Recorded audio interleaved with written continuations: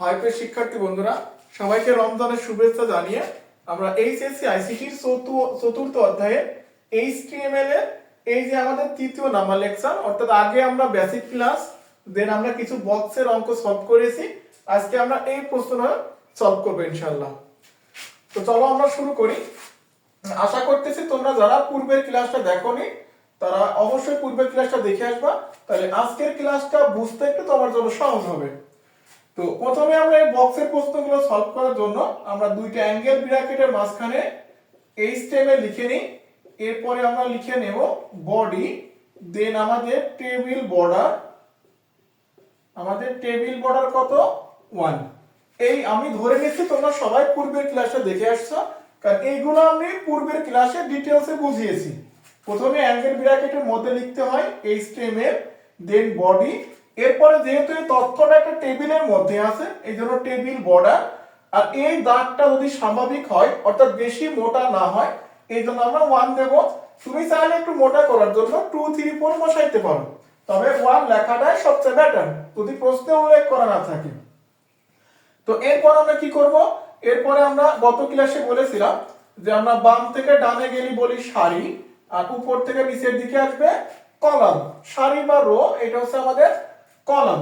তাহলে first of all আমরা এখানে টি আর মানে টেবিলের রো, আমরা রো বরাবর কাজ করি, এই রো বরাবর ডান থেকে বাম বরাবর কাজ করি।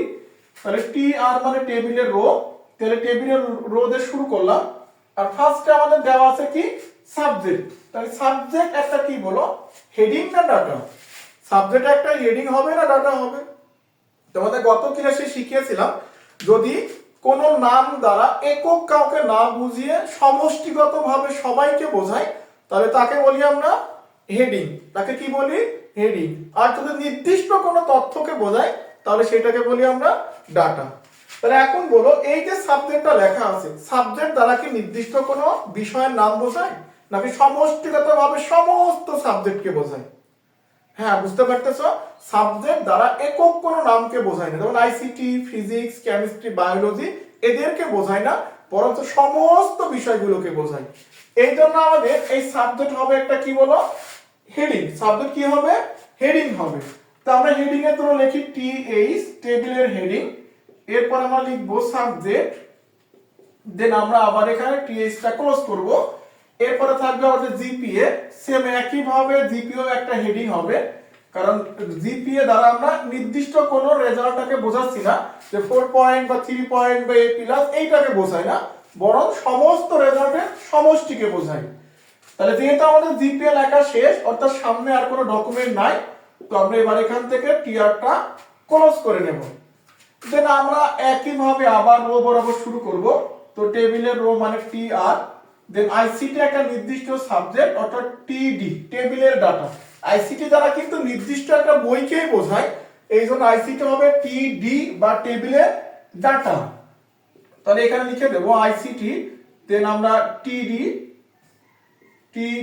ক্লোজ হবে। এটা ক্লোজ করার জন্য একটা স্ল্যাশ চিহ্ন দিলে হয়ে যায় টিডি। তারপর আবার একই ভাবে আমরা টিডি লিখে নেব। এইখানে একটা সমস্যা আছে, এইটা একটু ভালো করে বুঝো।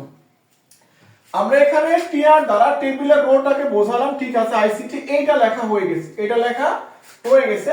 এবার যখন তুমি সামনের দিকে মুভ করবা, সামনের দিকে মুভ করার সময় তুমি দেখতে পাচ্ছ এখানে বড় একটা বক্স। এখানে কি বলো?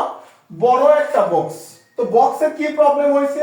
প্রবলেমটা হচ্ছে এই যে দাগটা আছে, এই দাগটা এই পর্যন্ত যাওয়ার কথা ছিল, বাট দাগটা তো আর পৌঁছায়নি। তাহলে দাগটা না পৌঁছানোর ফলে এখানে দুইটা খোপ মিলায়ে বড় একটা খোপ তৈরি হয়েছে।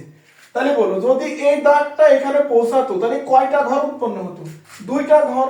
তাহলে দাগটা না পৌঁছানোর জন্য দুইটা ঘর হয়ে গেছে একটি ঘর। তাহলে এখন বলো এই যে দাগটা এখানে পৌঁছায়নি এটা সারির দাগ না কলামের দাগ? আমরা আগে বলছি যদি বাম থেকে ডানে যাই তাহলে হবে সারি। তাহলে এই দাগটা পৌঁছায়নি, এটা কিসের দাগ? এটা সারির দাগ। কার দাগ? সারির দাগ। তাহলে আমরা যখন এই তথ্যটা লিখবো তখন তো আমরা ফার্স্ট এখানে টিডি লিখে নেব যে টেবিলের ডাটা। তাহলে সারি রেখা যদি যেতে না পারে এর জন্য আমরা ব্যবহার করব রোজ পেন। তাহলে সারি রেখা যেতে না পারলে কি ব্যবহার করব? রোজ পেন। আমি একটু লিখে দিই এখানে যে সারি রেখা যেতে না পারলে সারি রেখা যেতে না পারলে কি হবে বলো, রো স্প্যান ট্যাগটা ব্যবহার করবা, রো স্প্যান ট্যাগ ব্যবহার করবা। আর যদি কলাম রেখা যেতে না পারে, যদি কলাম রেখা যেতে না পারে, কলাম রেখা যেতে না পারলে ক্লোজ স্প্যান ট্যাগ ব্যবহার করব। কলাম রেখা যেতে না পারলে কি ট্যাগ ব্যবহার করবা, ক্লোজ স্প্যান ট্যাগ ব্যবহার করব। আশা করি মনে থাকবে। তাহলে টিডি রো স্প্যান। এখন বলো এখানে রেখা যেতে পারিনি কয়টা বলো তো, এখানে দুইটা রেখা যেতে পারেনি। যদি একটা যেত তাহলে দুইটা ক্ষোভ উৎপন্ন হতো। তাহলে প্রবলেম কয়টা ক্ষোভের বলো, দুইটা ক্ষোভের প্রবলেম। তাহলে টিডি রো স্প্যান কত 2, অর্থাৎ দুইটা ক্ষোভ মিলায় একটা বড় ক্ষোভ তৈরি হয়েছে এখানে। তাহলে টিডি রো স্প্যান 2, এইটুকু দ্বারা পুরো বক্সটাকে বোঝাবে। এর মধ্যে কে আছে, জিপিএ 5। তো এই দেখো আমরা জিপিএ 5 লিখে এখানে টিডিটা ক্লোজ করে দিলাম। তো আশা করি বুঝতে পারছো। তাহলে আমাদের অলমোস্ট এখানে আসা শেষ। তাহলে আমাদের টিআরটা ক্লোজ হয়ে যাবে, ক্লোজ করা শেষ। আমরা আবার যখন ফিজিক্সের লাইনে যাব, দেন আমরা আবার শুরু করব। আমরা আবার এখানে কি লিখে নেব, এখানে প্রথমে টিআর লিখব, টিআর লেখার পরে টিডি, কারণ ফিজিক্স একটা নির্দিষ্ট সাবজেক্ট, ফিজিক্স একটা নির্দিষ্ট সাবজেক্ট। এখানে আমরা আবার টিডিটা ক্লোজ করলাম। এখন বলো ফিজিক্সে আসার পরে তুমি কি সামনের লাইনে আবার যাবে না, তোমার সামনের লাইনে যাওয়ার আর কোনো প্রয়োজন নাই, কারণ তুমি এখানে এই যে রো স্প্যান 2 দ্বারা পুরো বক্সটাকে বুঝিয়েছো। তাহলে তোমার কিন্তু সামনে আর কোনো ডকুমেন্ট নাই, তোমার শুধু ফিজিক্স পর্যন্ত লিখলে এনাফ। তাহলে আমরা এখান থেকে কি করব, এই দেখো আমরা টিআরটা ক্লোজ করে দিলাম।